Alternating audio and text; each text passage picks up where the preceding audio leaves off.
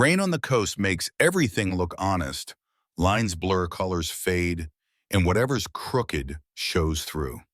That night in Port Camden, Georgia, I was driving home with my brother-in-arms, Malik Rivers. We just left a memorial at the Legion Hall. 2 paper cups of bad coffee, a folded flag in the truck bed, and that quiet you keep after you say a man's name out loud. I was in no hurry. Then the cruiser slid sideways out of nowhere and parked its nose in our grill like it owned the road. The door flew open. Officer Trevor Holt, broad shoulders, stone face, that swagger a cheap badge buys, walked at us like he'd already decided the ending. Out. Now he said no preamble. Malik had that look, jaw tight, pride squared. On what grounds? Officer Holt smiled without smiling. Suspicion of firearms trafficking. Hands behind your back. I stepped out, slow, palms up, SEAL training. Beats ego every time. I touched Malik's sleeve, just a tap. Not here, not like this. Rain ticked off the light bar. Across the street, an older guy in a ball cap leaned in his car window and lifted his phone. No shouting, no resistance, just cuffs. Click, click, like punctuation.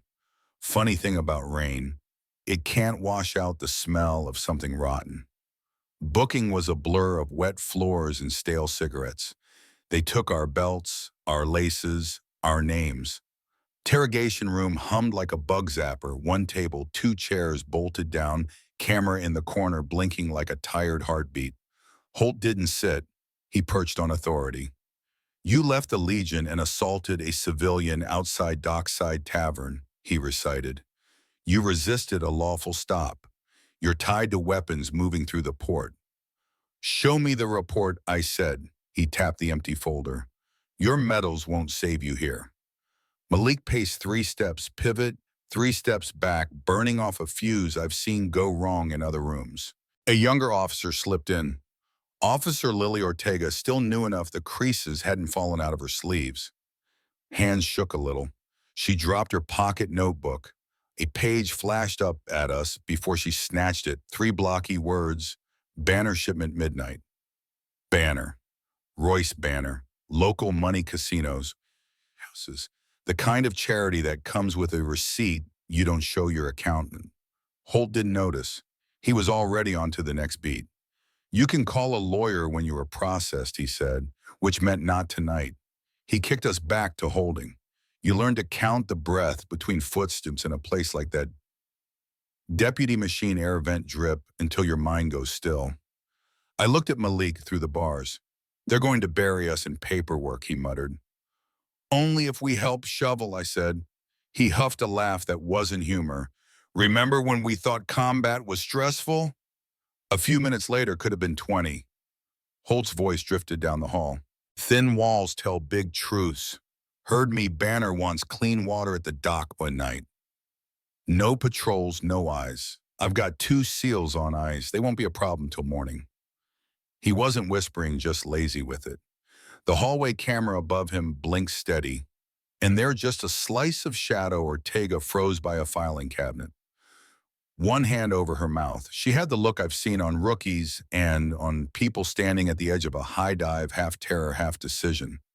What we didn't know, at least not yet, was that the man with the ball cap had already posted the clean roadside video to a vets forum. The doctored version hit the gossip sites first, slow-mo bad captions, a soundtrack they stole from somewhere else. Decorated SEALs brawl outside tavern, the headline crowed. But the raw clip, the real one, went to the right inbox. A buddy of mine in Norfolk pinged Naval Special Warfare Command.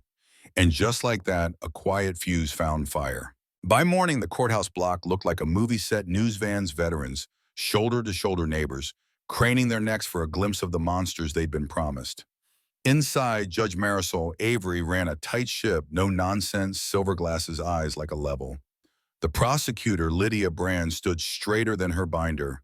She told the room we were heroes gone reckless, used our training to terrify a citizen, fought the good officer who tried to help. The story walked neat little steps. The gallery nodded like it wanted to be convinced. Malik rose before our lawyer could touch his sleeve. "We fought for this country," he said, voice ringing the rafters. "We don't get to be your cheap headline." A few vets in the back tapped two fingers to their brow. The judge's gavel brought the room down, but not all the way. Some truths don't sit when you tell them to. Our attorney, quiet careful, rolled out street cam footage from Harbor Avenue, timestamped 10 minutes after the tavern fight. There we were, our taillights drifting past a diner jukebox glow 3 blocks in the wrong direction. Lydia's smile went paper thin. She called an eyewitness anyway, a man who swore he saw two big guys in dark jackets throwing punches outside Dockside at 10:20. "Do you carry a smartphone?" our attorney asked. "Sure. Would you mind explaining why your phone's location pinged a warehouse on Banner Street at 10:18 and stayed there till 10:41? The witness swallowed a rock. Must be a glitch. Right then, half the press row lit up. Someone whispered Customs just flagged a missing shipping container mil-spec parts, Port Camden. The judge didn't look at us. She looked at Holt, 2 rows back, smoothing his tie like it owed him money. A chill ran through the room that wasn't the AC. At recess, Ortiz, alone in a small office with a single lamp, made her move. She pulled the hallway camera feed, scrolled past midnight, and froze the frame where Holt took a thick envelope from Royce Banner outside Records. No sound, but the picture said what it needed to.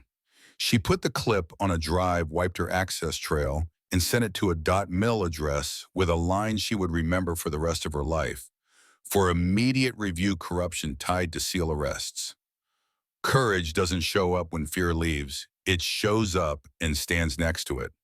When the heavy doors swung open after lunch, the air changed. He didn't stride, he traveled measured, deliberate dress blues, cut like they'd been tailored by a ruler. Admiral Patrick Stone, hair, silver eyes, steady, file in hand like a hammer somebody finally picked up. "Your Honor," he said, voice carrying without trying, request permission to address the court on behalf of the United States Navy. Granted. He laid out 3 things, plain and mean encrypted GPS logs from my truck that matched the street cam down to the minute. Internal police video of Officer Holt shaking hands with Royce Banner and pocketing cash, and a stack of message intercepts, dates.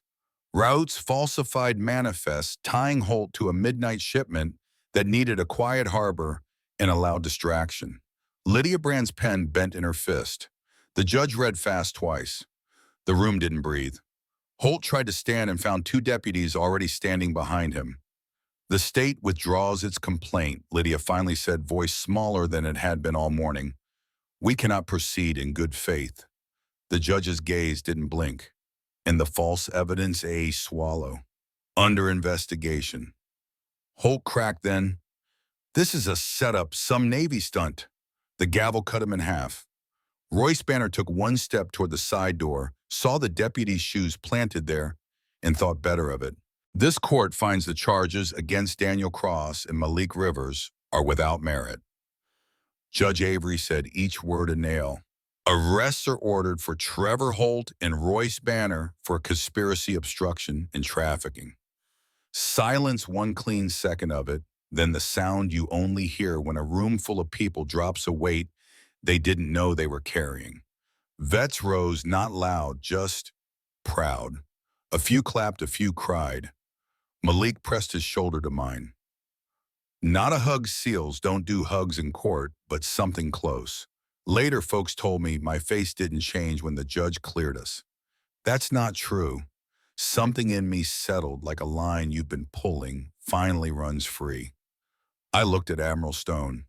He gave me the slightest nod, old school respectful, the kind you return without moving your chin. Outside microphones chased us. "What do you want to say to the people who believe the first video?" a reporter asked. I could have thrown a speech. I didn't. "Happens," I said. Storm blows in, everybody runs to the window. "Next time, maybe check which window." We didn't dance on Holt's ruin. We didn't need to. The cuffs looked different on him than they had on us, tighter, somehow. Banner stared ahead like the horizon had betrayed him. I think about Officer Ortega more than I think about any of it. The way her hands shook when she dropped that notebook. The way it steadied when she sent that file. You can build a whole life on that pivot. Fear, courage, click. And because you'll ask, no, this doesn't make me trust every system with my eyes closed. It makes me pay closer attention to the people inside them. The ones who push, the ones who whistle, the ones who look away. Truth doesn't shout. It stacks clip on clip, timestamp on timestamp, until even a bad story stops balancing. So tell me, when the headlines hit your phone, which version do you believe first, the angry edit or the quiet tape? If Ortega hadn't moved, if the Admiral hadn't showed, if a vet hadn't kept his camera still in the rain, what would you be sure of today? Drop your take in the comments. Who was right? Who was wrong? What part of this hit you where you live? If you've ever watched someone get judged before the facts say so, if you've ever been that someone, tell us what you needed in that moment. Like this, if you believe receipts beat rumors, share it. If you've seen a system bend and still snap back to true, and subscribe for more real stories about the long, messy way justice shows up, quiet at first, then all at once.